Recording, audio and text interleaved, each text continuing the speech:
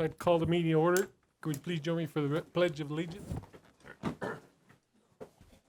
Pledge allegiance to the flag of the United States of America and to the republic for which it stands, one nation, under God, indivisible, with liberty and justice for all.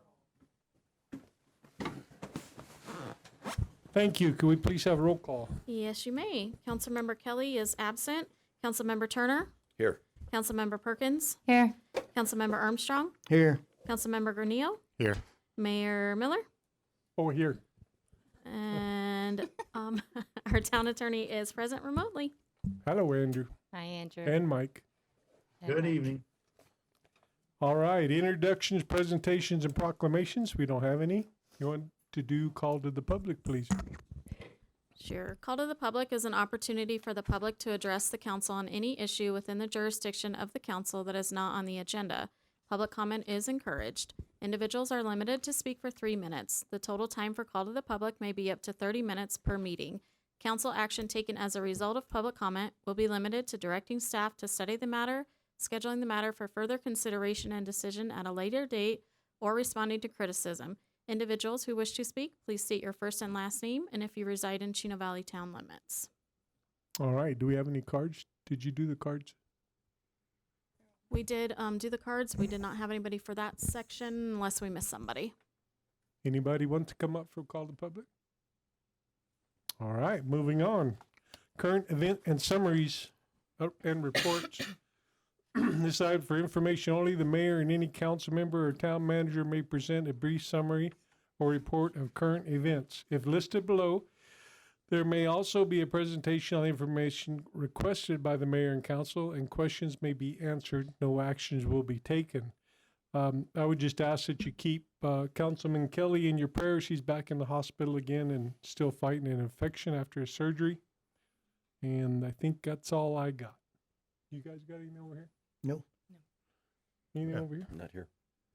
Ma'am? Yes, Mayor, Council. I'd just like to introduce our Interim Development Services Director. Ms. Lori Lineberry is here with us tonight. Hi, welcome. Yes.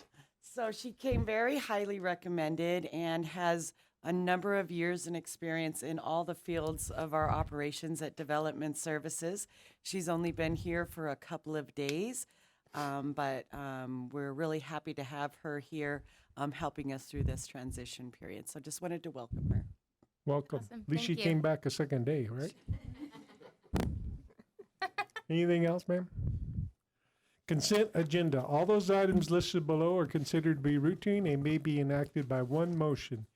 Any council member may request to remove an item from the consent agenda to be considered and discussed separately. Anybody want to pull anything on this side? Nope. Over here? Like to pull number 7 I mean, or B. I'm sorry. okay, 5B we'd like to pull. All right, I would entertain a motion for accept the consent agenda. I'll make a motion. We accept the consent agenda as written with the exception of pulling letter B, P7. Second. Motion made and second. All in favor, say aye. Aye. Aye. Opposed? Motion carries. All right. Action items. Council may vote to review the public meeting the public meeting and hold an executive session on any item on this agenda pursuant to ARS 38-431 03A3 for the purpose of discussion or consideration for legal advice with the town attorney. Executive sessions are not open to the public and no action will be taken in executive session.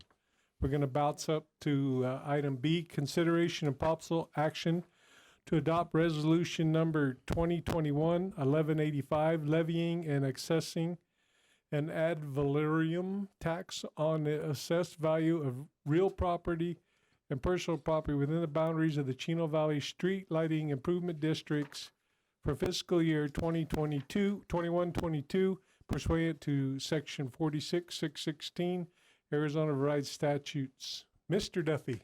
Good evening, Mayor and Council. Tonight, we're considering the final step in adopting the tax rates for the Chino Valley Street Lighting Improvement District and adopt. So here's where we've been. On May 25th, We approved Resolution 2021-1182 adopting the estimates of expenditures, and this is basically what we estimate the total cost of the streetlights in the Bright Star subdivision will be. Now, we've been doing this for years, and essentially the town is the fiscal agent for the district. So we tell the county, we estimate what the power bill will be for the 3 lighting districts in the Bright Star subdivision. Then you adopt those estimates of expenditures, and then we adopt them again on June 22nd this year. And then we notify the county, and they calculate what the tax rate's going to be. And they assess that tax on each owner in Bright Star for their portion of the power bill to run the streetlights. When they receive the money from the property owners on their property tax bill, the town then receives the money, and then we use that money throughout the year to pay the APS power bill on the street lighting districts.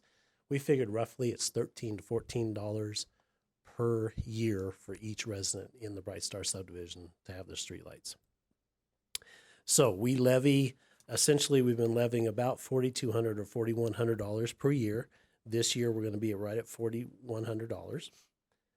And you can see the 3 districts, 1, 2, and 3A, and I'm not sure how those broke out, but they give us the data, and the power bills actually have it by district too, that we get from APS. And this will be what the tax rates will be in 21-22. You'll see the tax rate per each of the districts, and notice that it's actually been it decreased by 9% and the other 2 by 5%. And that's just because more homes have been built in the Bright Star subdivision, so they're spreading the costs over more people. So with that, if you have any questions, I'll be happy to answer them. I get a question. Yes, sir. What has been our accuracy in our estimates in prior years? Oh, actually, some of them been, well, I have a rolling fund balance of under a couple $100. Okay. So I'm very close. The one district that we're charging $1,200 on now, we only charge $1,100 for a year, and it went up pretty bit because quite a few homes were built. So I was a little bit behind. So now we're going to catch up slowly. But we end the year with just a couple $100 left over So in we're that right account. there. Oh yeah. Okay. Yeah. It's actually pretty stable unless you just see a lot of houses being built. All right. Okay. Thank you, Joe. Thank you. Is there anybody who would like to make more comments about this? Yes, Mr. ma'am. Mayor, we did have some speaker comment cards filled out. Would you like me to call them in that order? Sure. Oh my goodness. Let's see. Chuck Borgoff. I guess I just need some clarification. So I was reading the notes from the last meeting, and it says, for each street lighting improvement district within the town of Chino Valley listed on the statement of estimates and expenses attached hereto as Exhibit A, which I assume is that, and incorporated herein by reference, a tax rate sufficient to provide funds for annual expenses, blah, blah, blah, which we just heard about.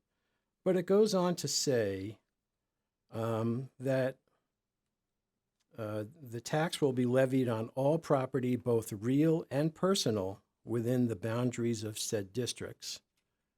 And I'd like a clarification as to what is real, what is personal, and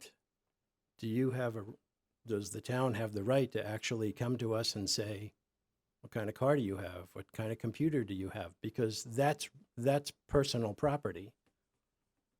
And it says here that you have a right to tax that. So I'm just wondering what's going on with that. Or am I totally missing this? I think so. This is strictly for the lights in the neighborhood. It's strictly for that. Okay, I understand that now, but why does it say both real and personal within the boundaries of said district? Andrew, Where can you does that in? come from? Andrew? Please. Yeah, Mr. Mayor, members of the council, I'm happy to provide a little clarity on that. The taxable real property for the purpose of a streetlight improvement district and for most property taxes that you have includes real property, which is the dirt, but also includes taxable real property or personal property, which is centrally assessed property. Pipes for a water company or APS's lines in the ground or Cox's facilities in the ground, those are taxable personal property that are also assessed unless they're exempt for any other purpose. But this isn't a tax on personal assets of individuals who live within the district. This is personal property that is affixed to the ground essentially by other entities that don't actually own the dirt with which they're in. So it's usually utility companies to which that definition attaches. So why doesn't it say that? Why isn't there more clarity? Why is it just something that's verbal and isn't actually expressed? Because this, according to this, if this is passed, then I don't know where you are, but if this is passed, then that means that somebody has the right to go after personal property. And personal property, if you look it up, legally says anything that I own that's not affixed to the property that I own. So what you're saying as far as APS and you know, CenturyLink or anybody, or you know, Spectrum or anybody else, yeah, I understand that, but it's not, this is saying that somebody has a right to tax my personal property at this rate. That's all I'm trying to get across here. Do you understand what I'm saying, Mr. Mayor? We're very clear. I- We believe I believe that it's a misunderstanding. This does not have anything to do with what's inside your Can house. this be corrected? Well, Mr. Mayor, members of the council, just to be clear, the language that's in the resolution tracks the statute. And the provision that I think is being overlooked here is the portion that says, except such property which is by law exempt from taxation. That's where all of the things that you're concerned about fall into that category.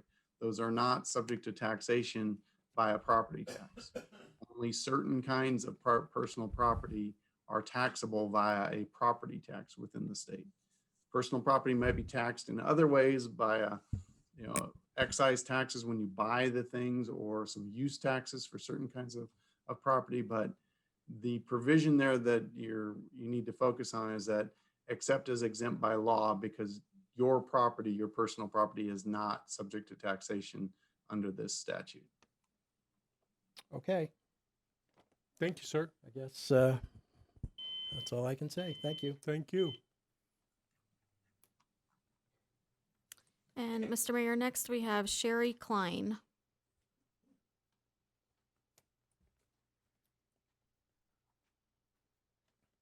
Hi, I live in Bright Star also, and I'm a little bit concerned with that personal property. The real property is clear, it's our houses. But we need to get that somehow changed, because that's going to come back like when you guys are all gone and there's different people sitting in your spots.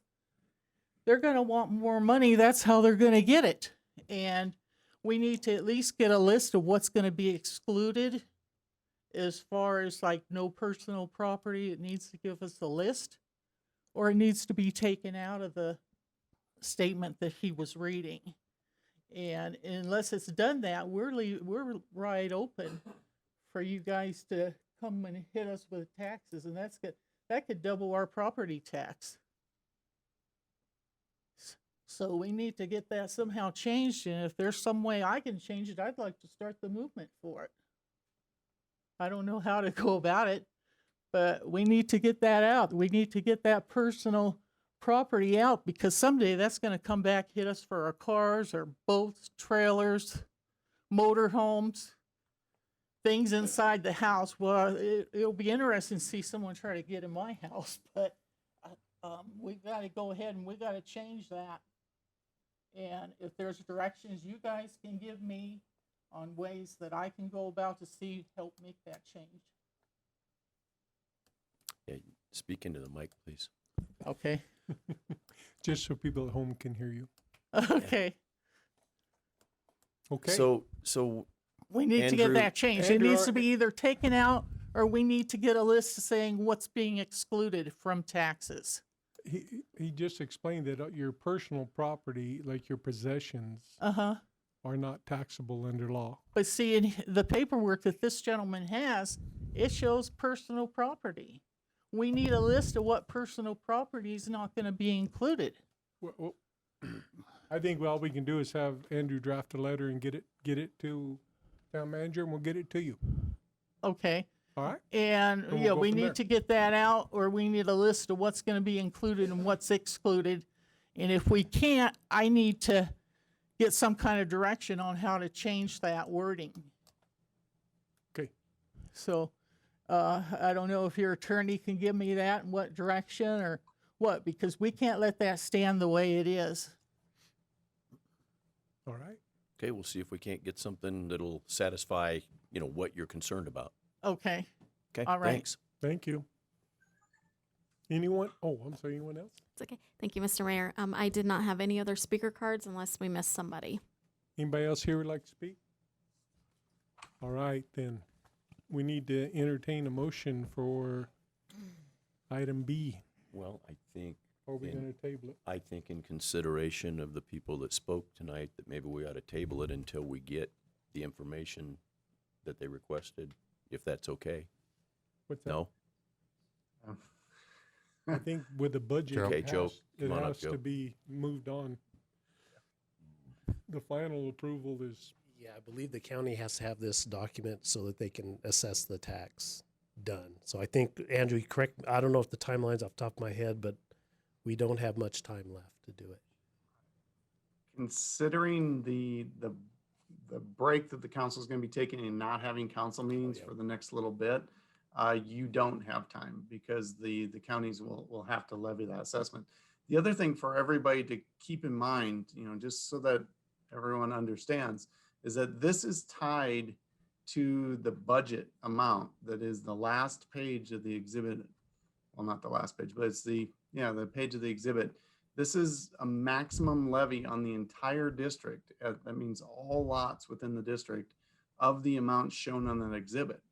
And so that means whether it is real or personal property, you're still limited by the maximum amount that's assessed there. And the only amount that can be assessed there under this statute is the cost for street lighting. So it is an extremely limited statute, and I'm perfectly happy to provide people with a copy of it so they can see what authority the town has to levy this. And by the way, these are created for the benefit of development. And the town, as Joe very correctly described, is kind of the middleman in this deal. But for the purpose of providing street lighting when it otherwise wouldn't be there. So these levies are never going to be much larger than they are unless APS changes its rates to the point where you have to levy a larger amount because the rates are significantly higher. But these are limited by the budget you've adopted. Okay. That makes sense to me. makes sense to me. If it's quick. You You need need to to- come to the podium Yep, so come people up. can hear you. Are we the only development in town that has streetlights? Yes. Why is that? They did because they put them in. I don't know. When the contractor built the subdivision, they Okay. included streetlights. Do any of you live in Bright Star? I Nope. do not. Have any of you ever driven through Bright Star at night? Certainly. I rode a horse through there. Okay. Christmas The streetlights caroling. are almost useless. All they do is take care of the intersections. They provide no security lighting or anything like that throughout the community. So a lot of us don't even like them, but you would have to get a consensus from the community on that. This may be something to talk about for next year. Mr. Mayor, I believe what he's talking about in the actual use of the streetlights, that's going to be an HOA subject. You need to go through your HOA, and perhaps the HOA can talk to the attorney and get it all straightened out. Okay. So the streetlights belong to the city, but they're controlled by the HOA? The HOA controls what's going on in that subdivision. Okay. That would be your place to start. Okay. All right, good. Thank you. All right, thanks. Yes, ma'am. You need to come up again. Sorry.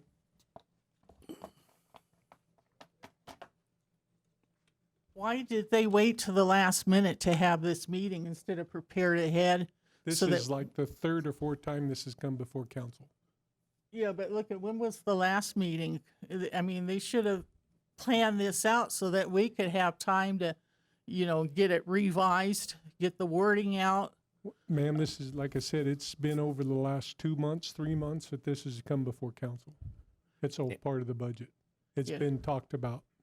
What, the part about the personal property? Well, that's an issue that you're having with the wording, and I'm not a lawyer to tell you that how it works. Yeah, see that everyone's trying to brush it off so we forget about it until Okay. someone wants to add a Thank new you. tax in. Thank you. All right, what are we gonna do here? Vote on it.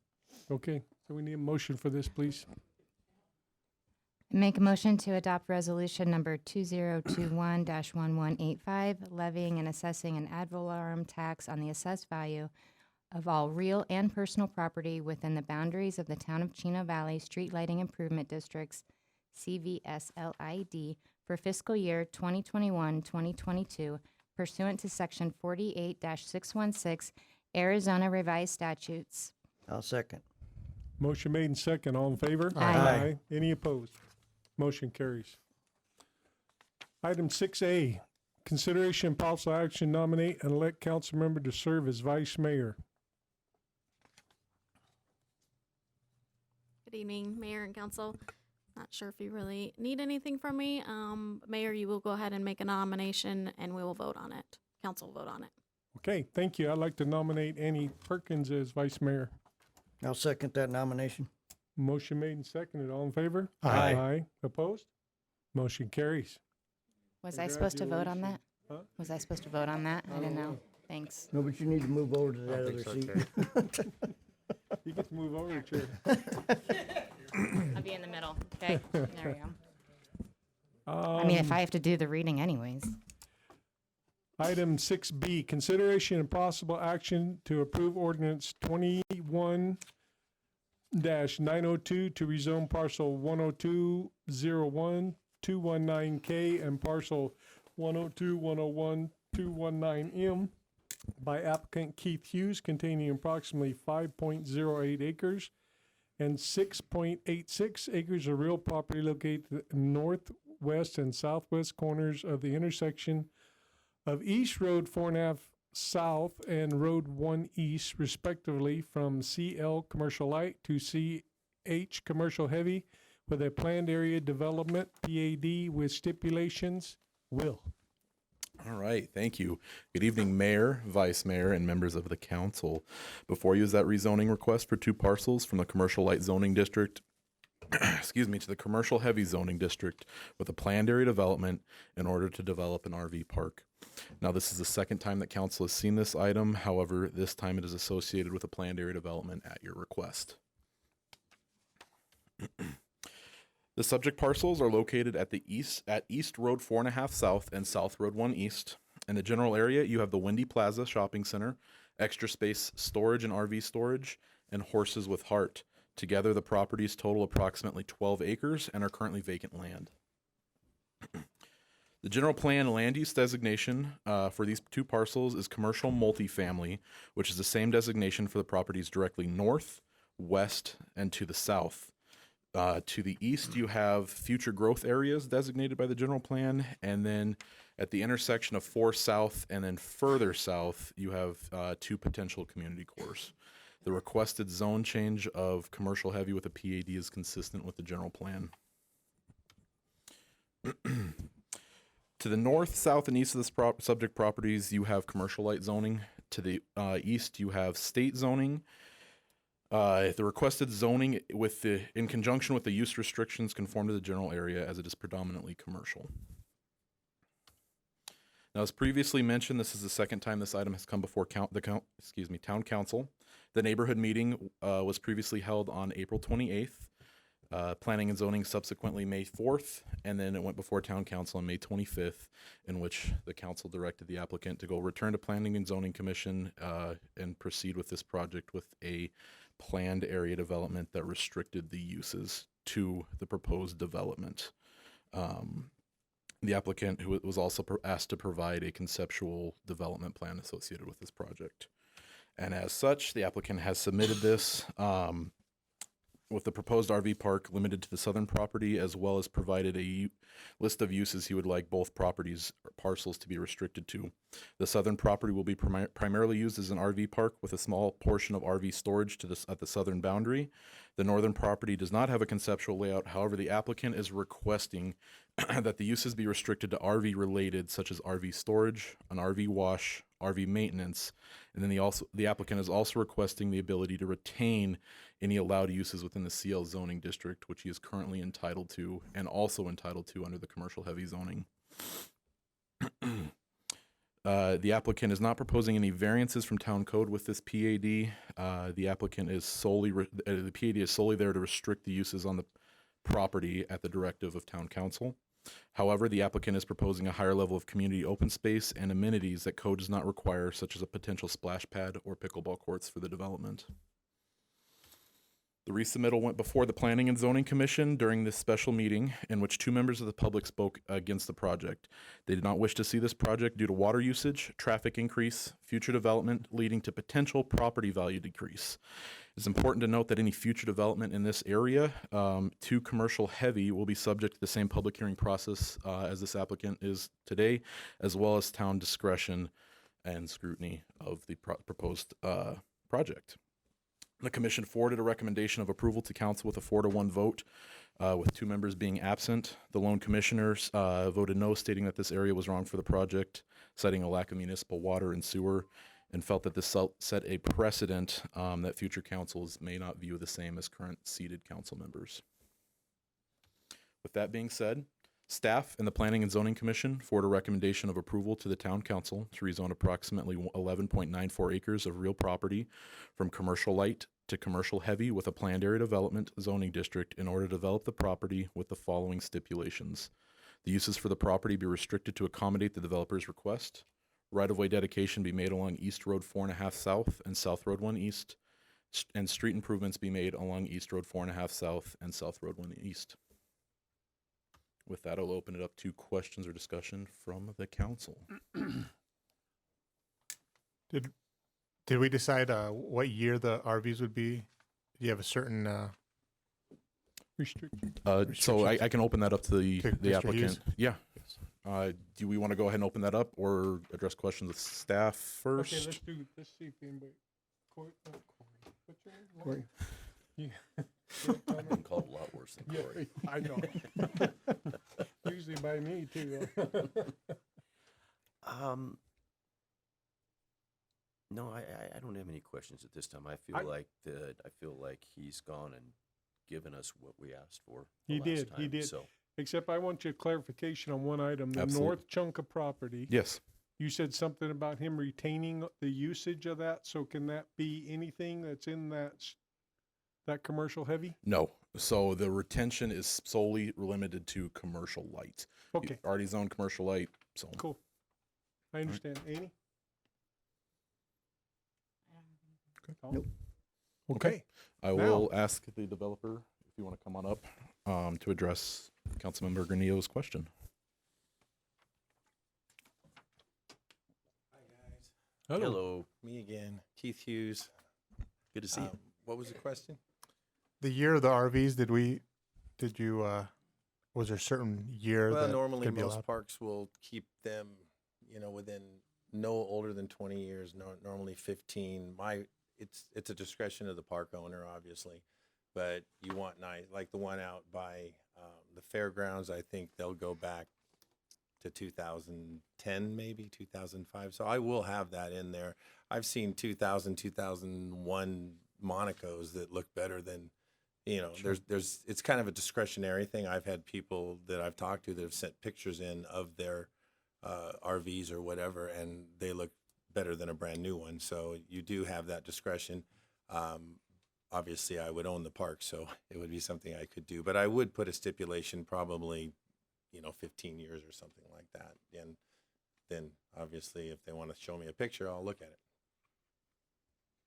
So that is at your discretion. If It if is a somebody sends discretionary. something to you that's 30 years old and you say, wow, that's beautifully restored, you can let them in. Yeah, I don't want anything to look, lack of better terms, trashy in there. I want it to be a nice upscale Sure. RV park. Okay. That's it. Anything else on this side? Thank you very much. Thank you. Okay, we're up for a motion. Okay, I guess this is where I come You in gonna again. read this? Well, I can. I don't need to. Okay, go ahead. Would you like me to? Go. Get up on your microphone so they can hear you. Well, yeah, I'm just trying to find it. It's right there by your thumb. And then on to page 2. And all of page 3? Well, all the way down to C, yes. Awesome. Okay.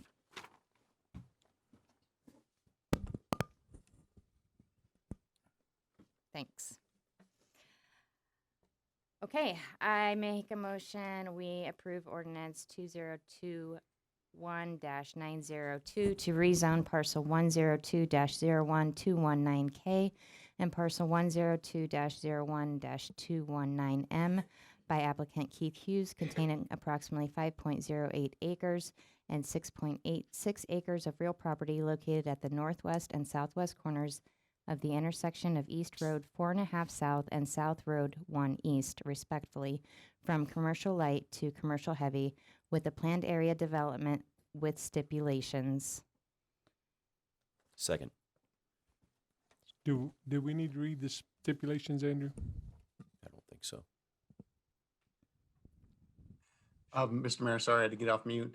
I don't believe you need to read the stipulations. They're all represented in the ordinance adopted. Okay, motion made and seconded. All in favor? Aye. Opposed? Motion carries.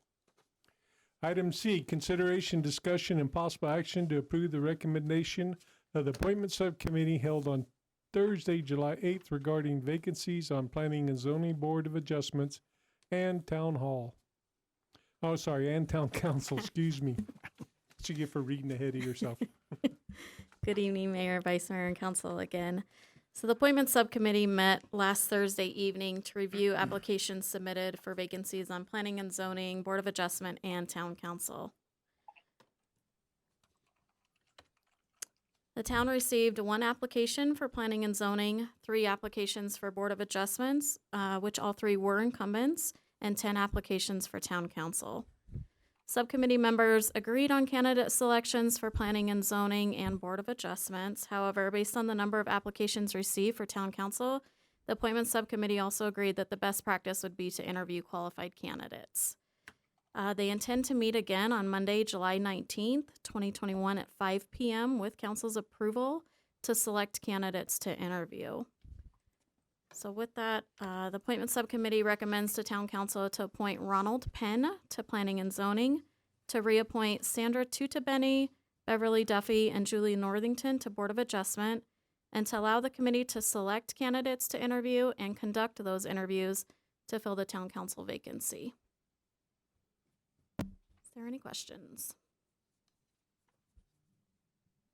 Any questions over there? Oh, I have a question. Does that mean the applicants will be interviewed, selected still within the committee, and then brought to council, or we're not all interviewing? Mm-mm. Okay. No. I'm- Good job, guys. Okay, I'll entertain a motion.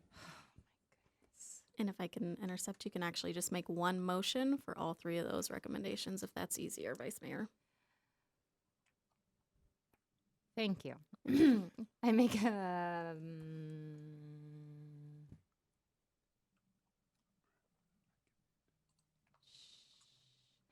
a motion we approve the recommendations of the appointment subcommittee to appoint the applicants to fill the vacancy on Planning and Zoning and Board of Adjustment, and approve recommendation to set interviews to fill the vacancy on Town Council. Second.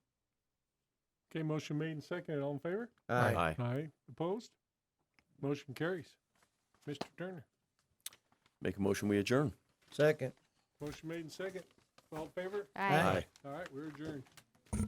Don't forget, we have executive session, and our next council meeting be August 24th. Thank you. Monday, I think it's the 19th? Yeah, 19th. A week from yesterday. Thank you.